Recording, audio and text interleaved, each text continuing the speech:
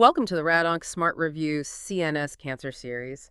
Today we're kicking off what I think is a really essential tutoring session, especially for anyone in radiation oncology, residents, navigating the pretty intricate world of central nervous system cancers. We're really zeroing in on a topic that demands our absolute best: arteriovenous malformation, or AVM, radiosurgery. And this isn't just theory, okay? It's a real practical look. The precision needed, the unwavering commitment to patient safety that really defines AVM treatment with stereotactic radiosurgery. That's absolutely right, and it builds perfectly on our previous session. We laid down the fundamentals. We talk about what AVMs are. Those fascinating, but yeah, dangerous direct artery to vein connections, and how we carefully risk stratify patients, especially those with unruptured AVMs.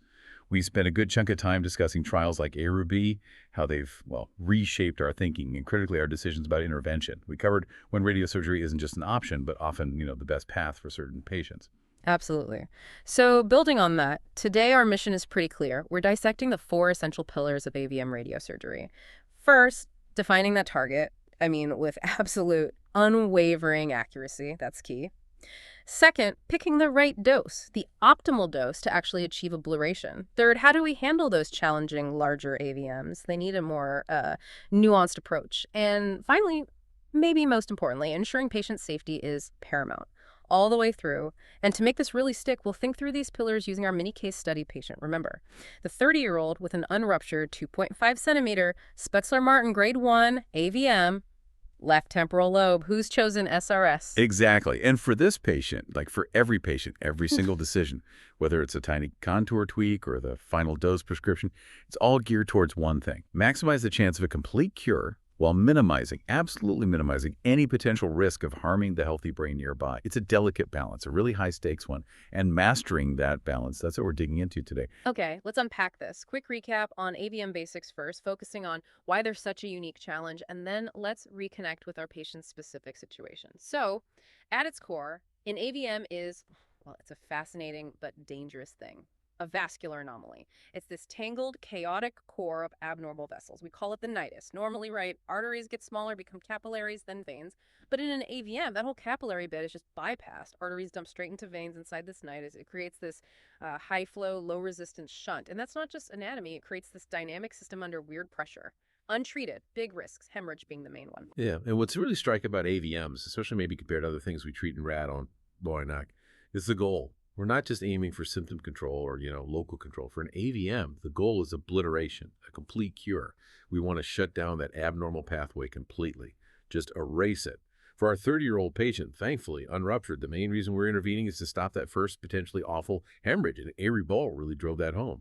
So our whole approach, planning, delivery, it's hyper-focused on getting that obliteration done effectively, but with the absolute minimum collateral damage. It's a tough walk, that tightrope. Right.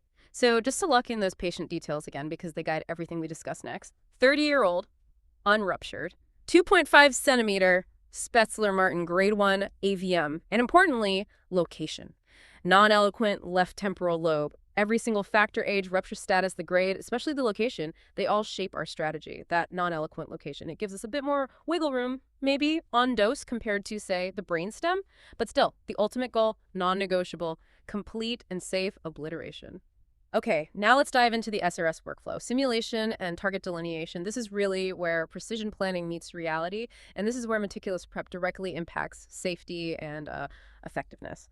For SRS, I really can't stress this enough. High precision immobilization. It's not optional. It's absolutely non-negotiable. We're talking sub-millimeter accuracy for beam delivery. Without rock-solid immobilization, you're kind of dead in the water before you even start. Usually involves advanced head frames, frame-based or frameless, custom molded, making sure there's zero movement during CT sim, MRI, and definitely during treatment. Because what happens if you don't get this right? Even a millimeter of movement, you could be hitting normal brain or missing part of the AVM. Indeed.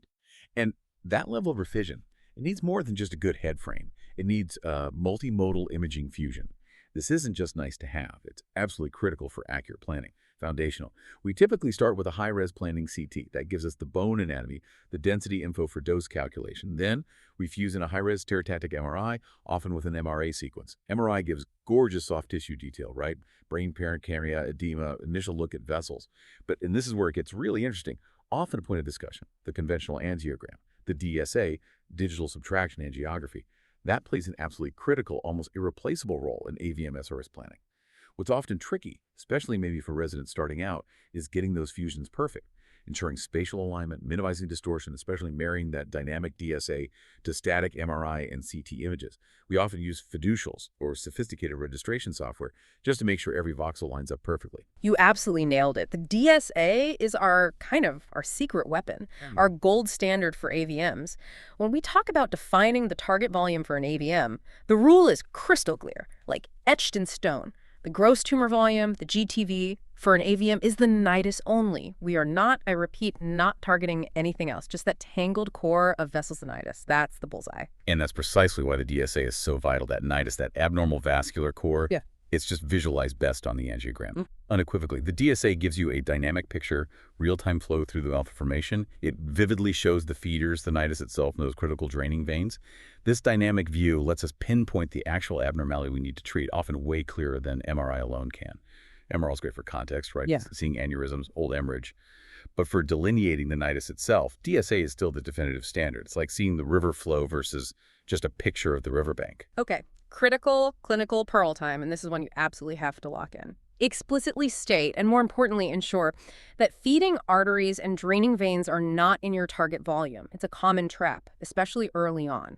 You see these vessels nearby, maybe think they're part of the complex, but remember, nidus is the target. Everything else, background noise. And treating the background noise here can be disastrous. Which leads to the vital question, why is treating those draining veins so dangerous? Well, think about it. If you include a draining vein in your treatment field and irradiate it, that vessel could occlude prematurely. Fibrosis sets in, and this can happen before the nidus itself is obliterated. So you block the outflow path.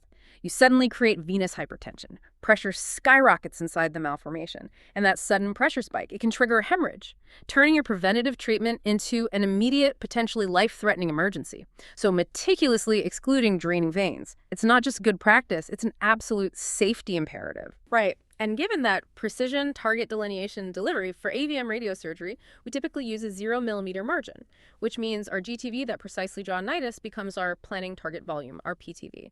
No extra margin for setup uncertainty or movement because our systems and mobilization, imaging, delivery, they're designed and verified to be that accurate, sub-millimeter. It really speaks to the confidence we have in the whole process for these lesions. And connecting this back to overall patient management, this brings up embolization. Pre-SRS embolization. Intuitively, you might think, oh, let's debulk a big AVM first, make SRS easier or better. But the reality, often more complex. Pre-SRS embolization can actually make it harder to define the true nidus afterwards. The embolic material can obscure things. And maybe more importantly, some studies show it can lead to lower overall obliteration rates for the AVM itself. So it's not really a routine debulking thing. It should be reserved for very specific situations, like maybe reducing super high flow in a massive lesion that's otherwise untreatable, or specifically targeting dangerous intranidal aneurysms that pose an immediate rupture risk. The goal is selective use to make SRS safer or feasible in specific tough cases, not to interfere with its basic biological effect. Okay, let's shift gears now to dose selection and obliteration rates. This is where we really see the power of SRS for AVMs. It's not, a shot in the dark. There's a clear, undeniable dose-response relationship for AVM obliteration that was established in the early pioneering series. And this predictability, that's kind of our superpower here. Yeah, what's really fascinating and something residents need to internalize isn't just the numbers, but how predictably AVMs respond to radiation. It makes one of the most dose-sensitive things we treat in neuro-oncology. This predictability is great, but it also means dose precision is critical. Even small deviations can really impact the obliteration chance. So let's put some numbers on it. For a single fraction marginal dose, we consistently see that 16 gray, pronounced gray, gives you approximately 70% complete obliteration, usually within that latency period. Bump that up to 18 gray, obliteration climbs to around 80%, and push it to 20 gray. You're looking at an impressive 90% obliteration rate. These are really key benchmarks. They guide our recommendations, our chats with patients, gives a clear idea of expected outcomes. But, and this is a really crucial nuance, defines a lot of our decisions, those higher, more curative doses. They aren't always safe to deliver, especially when the AVM is tucked away in eloquent areas, deep structures. Think AVMs in the brainstem, the thalamus, basal ganglia, these critical spots. In these areas, even tiny damage can cause huge neurological problems. So we often have to dial back the marginal dose. We might be looking at 12 to 14 grays, maybe even less sometimes. And as you'd expect, lower doses mean lower obliteration rates. It's a very real, often difficult trade-off. Maximize cure versus minimize devastating toxicity. It's a core clinical dilemma. Which immediately brings up, okay, what happens right after SRS? What about the patient's ongoing risk? A really key counseling point, something everyone needs to get, is that SRS is not instant. There's a latency period. Right. Radiation doesn't just zap the AVM on day one. It starts this slow, progressive biological change in the vessel linings, the endothelial cells.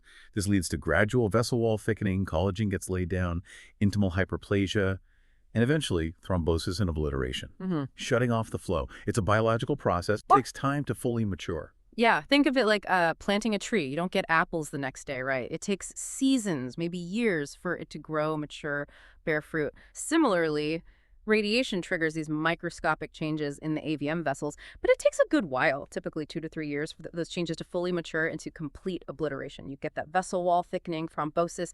It's really fascinating radiobiology in action. And this latency period, it has huge implications for hemorrhage risk. The landmark Tokyo series by Maruyama, published back in 2005, gave us critical long-term data on this. During that 2 to 3 year latency period, the annual hemorrhage risk, while it's still there, it's significantly reduced by about 54% compared to before treatment. That's a big benefit even before obliteration. But here's the real kicker.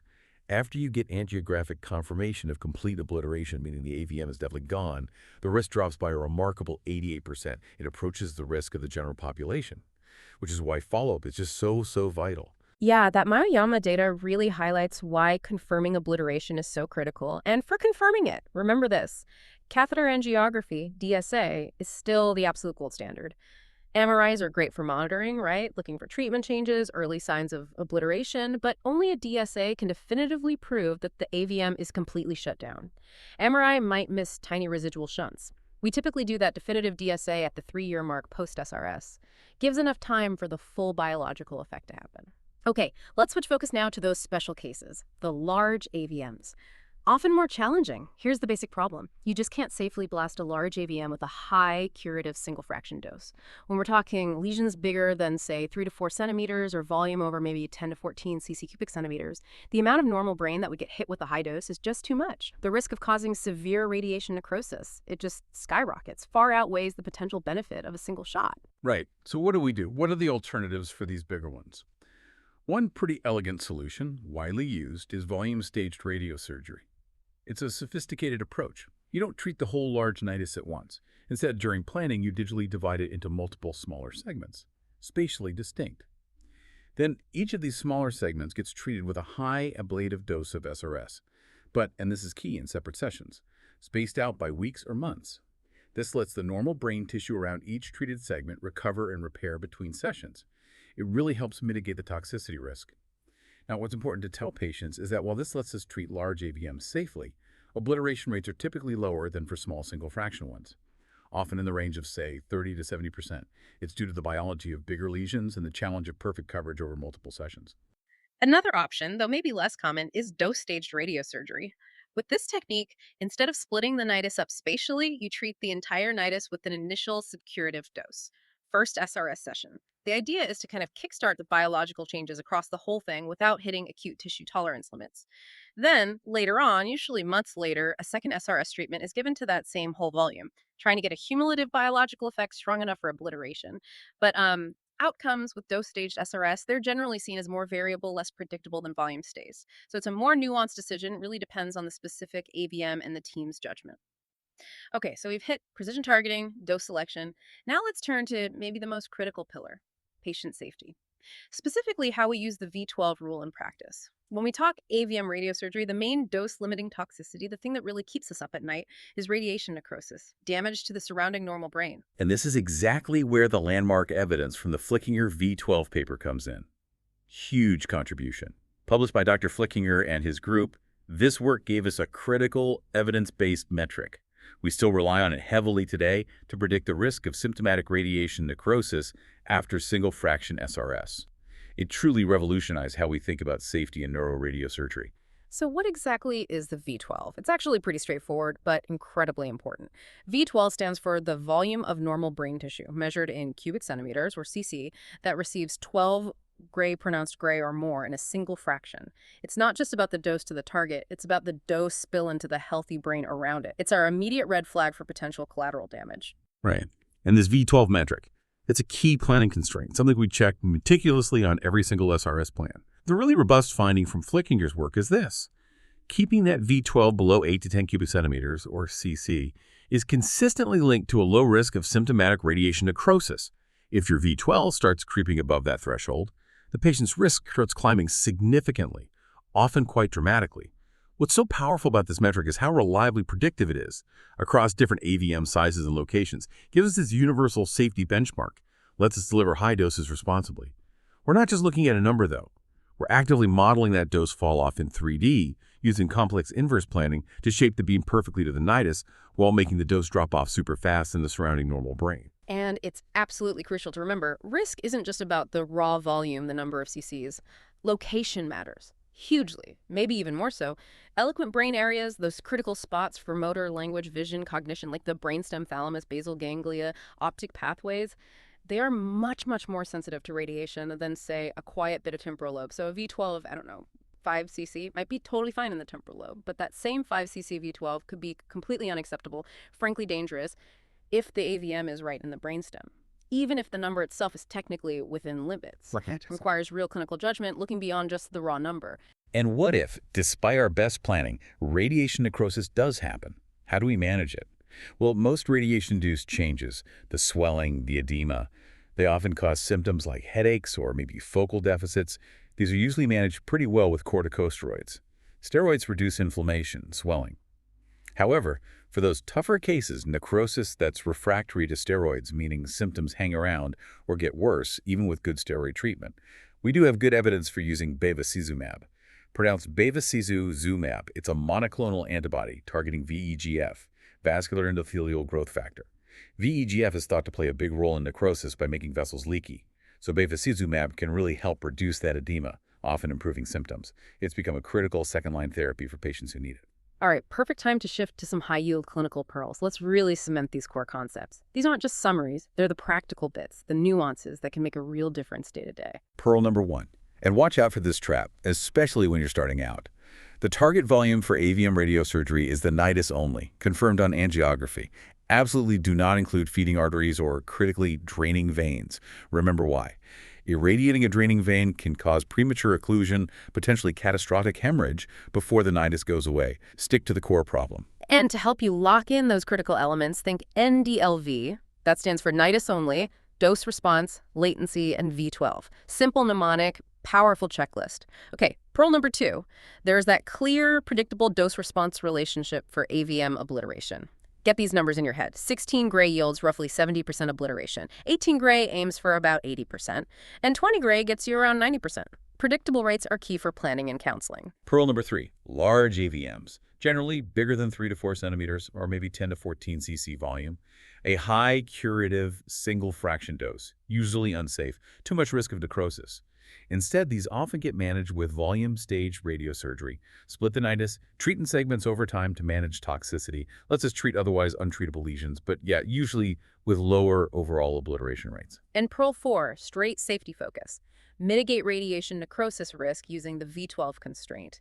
Keep that normal brain V12 volume, getting 12 gray or more below 8 to 10 cc's. And critically, remember that risk is way higher, meaning you need even tighter V12 limits in eloquent spots like the brainstem, thalamus, basal ganglia. Location, location, location. And our 5th pearl for this round, key for patient talks. That 2 to 3 year latency period for obliteration after SRS. During that time, the AVM is still there. The hemorrhage risk persists, although it is significantly reduced compared to doing nothing. Patients absolutely need to understand this timeline. It's not instant, and diligent follow-up until confirmed obliteration is crucial. Okay, with those pearls fresh in mind, let's circle back to our 30-year-old patient. 2.5 centimeter temporal lobe AVM, decided on SRS. Let's walk through how we'd actually apply these concepts to his treatment plan, step by step. Okay, right, so his specifics. 2.5 centimeter AVM, non-eloquent left temporal lobe. That location gives us a bit more leeway for dose escalation compared to, say, the brainstem. Our goal is maximizing his cure chance. So based on that dose-response curve we talked about, we typically recommend a marginal dose of 18 to 20 gray, delivered in one single fraction. It's an aggressive dose aiming for cure, but given the location and size, it should be safe. Aims for that 80 to 90% chance of complete obliteration. An excellent potential outcome for him. And absolutely critical, before hitting approve on any plan, we do that meticulous safety check. Focusing hard on the V12. For a 2.5 centimeter AVM planned carefully with modern techniques sculpting the dose, rapid fall off the V12 would likely land around, say, 5 to 7 cubic centimeters. That's comfortably below the 8 to 10 cc threshold from flickenure associated with low necrosis risk. So this calculation confirms single fraction approach is not only likely effective, but also demonstrably safe for this specific patient. Lets us proceed with confidence. Now, counseling this patient. The conversation needs to be super clear, comprehensive, but also empathetic. Managing expectations is key. We'd say something like, okay, Mr. Smith, the radiosurgery today is designed to cure the AVM, but it's not an instant fix. Think of it like planting a seed. The radiation starts a process that takes about 2 to 3 years to fully work. During that time, yes, there's still some risk of hemorrhage, but treatment has significantly lowered that risk compared to doing nothing. We'll monitor you closely with regular MRI scans, check for treatment effects, make sure things are progressing well. Okay. And then at the 3-year mark, we'll do another angiogram, that DSA test, which is the only way to be absolutely sure the AVM is completely gone. Until then, we're with you. Managing expectations, emphasizing ongoing care. All right, ready for a quick board blitz? Test that knowledge, see how well these concepts are sticking. Let's hit some high-yield questions. Okay, question 1 for you. You're carefully delineating the GTV for an AVM for SRS. 45-year-old patient. Which structure should you explicitly exclude from your target volume, and why is this exclusion so critical? Is it A, the nidus, B, the draining vein, C, the surgical cavity if it was post-resection, or D, the enhancing portion on MRI? Okay, the best answer there, absolutely critical concept, is B, the draining vein. Remember, GTV for AVM SRS is nidus only. Including the draining vein is a major error. Why? It can occlude prematurely. That creates sudden venous hypertension before the nidus obliterates, dramatically hiking the immediate risk of a bad hemorrhage. Non-negotiable safety principle. All right, second question. A 28-year-old patient, 2 centimeter AVM, non-eloquent right frontal lobe, gets single fraction SRS, marginal dose 18 gray. Based on the data, what's the approximate expected rate of complete obliteration for this patient, say, by 3 to 5 years post-treatment? A, 60%, B, 70%, C, 80%, or D, 90%? The correct answer here is C, 80%. This directly tests that fundamental dose-response relationship. We covered this. 18 grays consistently links to about an 80% complete obliteration rate within that typical latency period. Knowing these numbers is crucial for counseling and predicting outcomes. Okay, question 3. Bit more complex scenario. You're viewing an SRS plan for a large 4 centimeter AVM deep in the left thalamus. Plan delivers 16 gray to the margin. Okay, but critically, the V12 normal brain getting 12 grays is calculated at 15 cc's. 15. What's the most appropriate action here and why? A. Approve the plan, dose is acceptable. B. Approve but counsel on moderate necrosis risk. C. Reject the plan due to unacceptably high necrosis risk. Or D. Reject, but only because the dose is too low. The best answer, no question, is C. Reject the plan due to unacceptably high risk of radiation necrosis.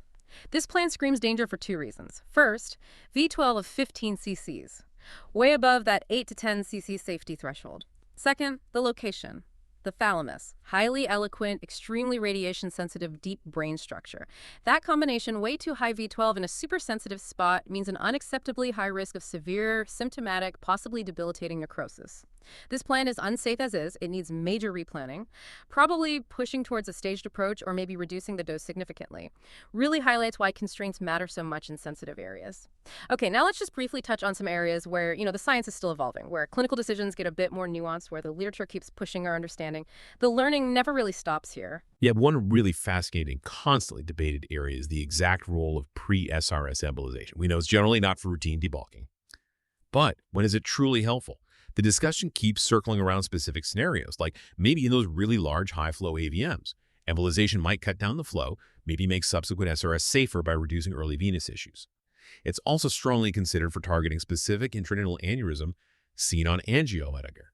Those carry a higher immediate rupture risk, but you always have to weigh that against the downsides, right? Defining the nidus accurately after embolization can be tricky. and that evidence suggesting it might sometimes lower overall obliteration rates. It really has to be a very individualized, multidisciplinary decision, often involving neurointerventional colleagues.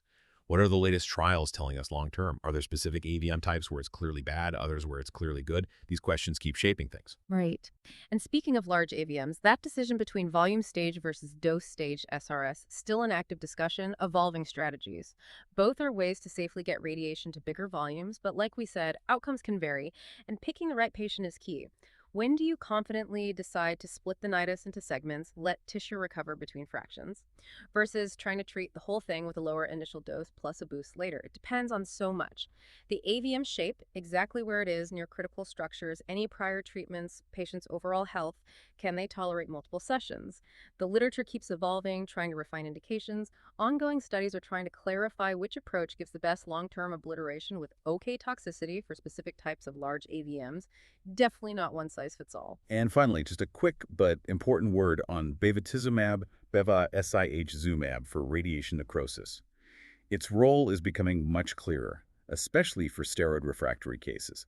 Residents should definitely know about it. Steroids are still first line for managing that necrosis-related edema, but for patients who don't respond well or can't handle long-term steroids, bevacizumab is a critical alternative. It targets VEGF, reduces vessel leakiness, helps with edema and symptoms. But figuring out optimal patient selection, who benefits most, when to start it, how long to treat, that's still an area of ongoing research and clinical experience. It has its own side effects too, so careful consideration is always needed.